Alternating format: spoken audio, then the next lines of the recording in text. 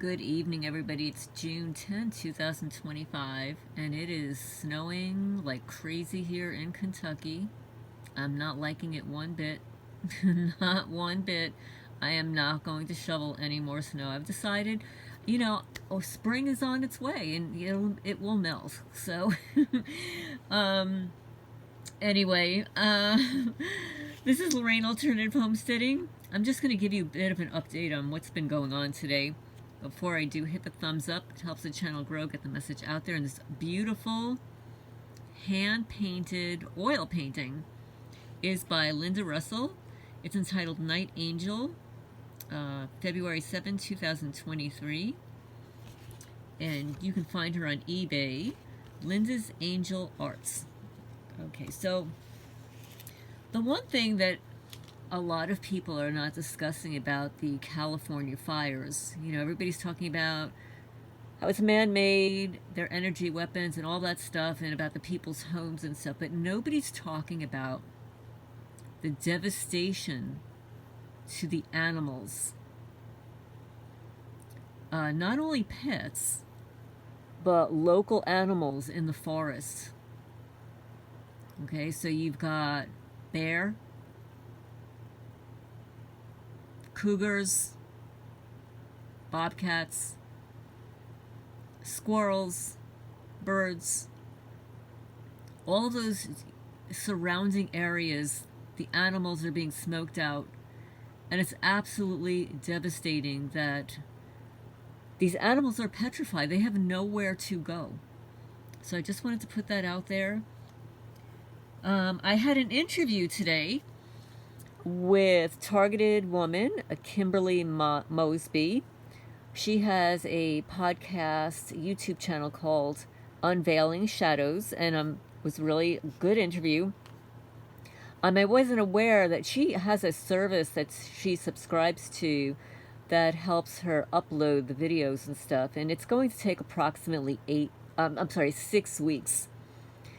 So we were having some technical difficulties in the beginning, and we had to start up again, and we weren't even sure if it was recording, because on my end, I was getting this big flashing black screen telling me that it's not recording, although she said it was recording on her end. So I decided that I was going to pull out my phone and just record it just in case. So, I missed the first portion of it, but what I did is I uploaded it to the members only.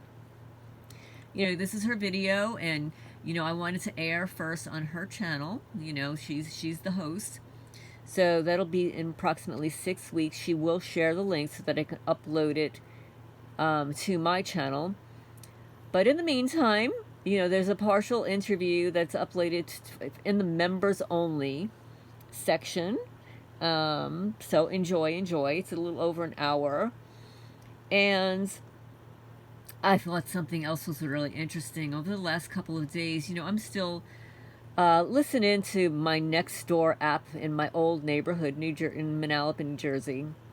I want to see what's going on there. I want to hear about the real estate.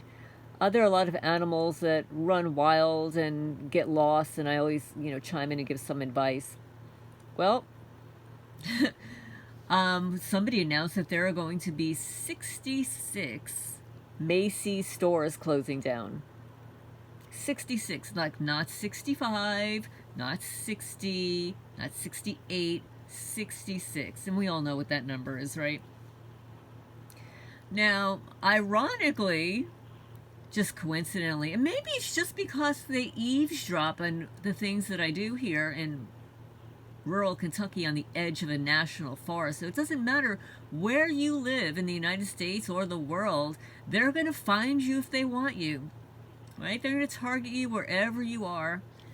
You could be in an apartment, you could be on 64 acres of land in the middle of nowhere, you could be off-grid, and they're going to find you. So, last night, I go into my bedroom. Now, I have a heating air conditioning unit. I don't have central heating and air in this cabin. I have a mini split and then a heating air conditioning unit. So I go into my bedroom to pick up the remote, um, and on it says that the temperature that it's set to turn on and off is 66 degrees. I don't have it set at 66. So my remote was accessed by a third party, either remotely or somebody came into my house. Yeah, here in the middle of the snowstorm. So, I mean, obviously I know it can be done remotely, but I just wanted to chime in there. Um, I'm trying to think what else. I just wanted to give you an update here. Let's see, I've got a couple of things that I'm going to read, and I really do want to finish reading The Psychology of Evil. I'm going to do that in a separate video. But I just wanted to give you an update here on the 66, on the interview today, on the snow, and I haven't been outside in a couple of hours since I closed up the chicken coops and the cat's building, and it's still snowing, so I'm afraid to go outside. Also, I posted a couple of things to the community section under posts, and one is an article or something that was written by a targeted guy, Max Williams. He's got a PhD. He's in his 80s, but he gave me permission back in 2023 to post it. And I know I have so many more subscribers than I did in 2023, and you might not have access to it because of the title. That's in the title. It doesn't say anything about targeting or gang stalking or anything like that. So I posted that video in a post on the main page, and a little cartoon that I thought was cute. It was the Perps fashion show, and you see, these drab looking people on the catwalk with their faces covered. Anyway, I thought that was kind of humorous. I'm trying to think what else I have to say to you guys. I hope everybody's doing well. Leave a comment down below. If you live in California, okay, and I also wanted to say one other thing, and I know she doesn't like exposure and stuff, but I'm very concerned. And I mentioned this targeted female before on the channel, like about 9-10 months ago. Her name is Karen. She goes by Goodness8 when she goes into the chats and stuff, the online forums. I'd mentioned that she had been in 3 car accidents in a year. Not a coincidence. The last one was really bad. Her car was totaled. She had to be hospitalized. She had a crushed sternum. She had a problem with one of her hands. So she was in the hospital. She was released. Goes home. And, of course, she's surrounded by perps. And she evidently falls. And they bring her back to the hospital. But they also put her on a psych hold. Even though she's got a crushed sternum, all of this stuff, I mean, really horrific stuff. She gets out, goes home. Nobody hears from her for a while. She ends up back in the hospital again. I speak to her. At first she sounds fine, and then she doesn't sound fine. And then I get busy. Her other friends get busy. We all get busy, a couple of months go by. I email her, nothing.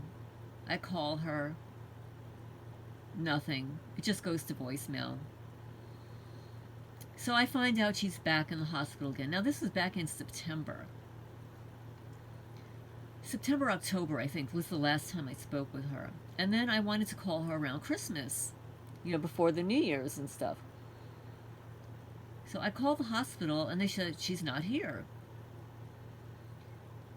And I said, do you mean she was released? And the woman said, yes.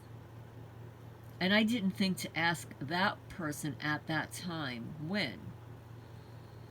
So I call her phone, and it sounds like it's disconnected. So I contacted another targeted female who is friends with her, and she finds out that, in fact, her phone is disconnected. Now, I know for a fact that Goodness 8, Karen, pays her phone bill like several months in advance, like maybe 3 months in advance. But I noticed this whole time she was in the hospital, her phone was either confiscated, she didn't have it with her, it wasn't plugged in or charged, so she was only able to use the phone that was in her room. And they were drugging her, I guess pain meds or whatever, so she always sounded a little off. So when I recently called the hospital, they say that she's not here anymore. I call her phone, no emails, no phone, call other people, no one's heard from her. And then we find out her phone's disconnected. So now I know, targeted people are very independent and everything, but, we've had months go by and the holidays and stuff, and I'm very concerned. So I called the hospital again and I said, I'm a little concerned about my friend. It's not like her. I found out her phone is disconnected. It's very bizarre because she pays her phone bill months in advance. Can you tell me when she was discharged? And they tell me that they can't, that they only keep that in their system for a certain amount of time, which I thought was bizarre also. Like, you can't tell me when somebody was discharged when she's been there for a month or longer.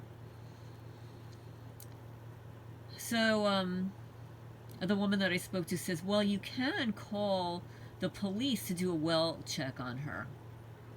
Now, those well checks don't always go well, and I'm very suspicious about calling them. I'm concerned. If anybody lives in Idaho, near the Boise area, and wants to check on this woman, please email me privately, alternativehomesteading@gmail.com. We don't know anybody else that lives around there. I mean, Robert Duncan did, but he's not with us anymore, allegedly. So I'm very concerned about her because people do disappear, and it's so not like her to not contact anybody, especially during the holidays and stuff. So anyway, please leave a comment down below if anybody lives in Idaho. If anybody knows her, who's heard from her. Anyway, I'm going to sign off for now. I'm going to sheepishly look outside and see how much snow we have. And I will talk to you guys soon.